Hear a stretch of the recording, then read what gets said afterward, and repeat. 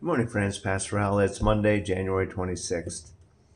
We just went through this winter storm, and it wasn't just us, but it went from someplace in Dallas, Texas, out to the New England coast.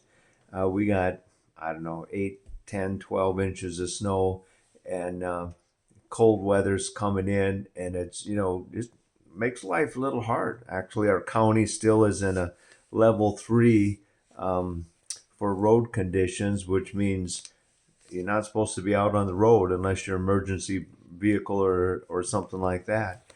But anyway, the storms of life come, whether it's a physical storm or a personal storm of a health problem, a crisis, whether it's something that you create yourself or something that happens to us. We all go through those storms. Reminds me of the story of Jesus walking on the water. And as a night, the storms, he had sent the disciples out in the boat to cross the lake as he stayed behind for a while. The wind came up. The scripture says in Matthew 14 that the wind was against them. And so Jesus heads out across the lake, walking on the water. They saw him. They were filled with fear.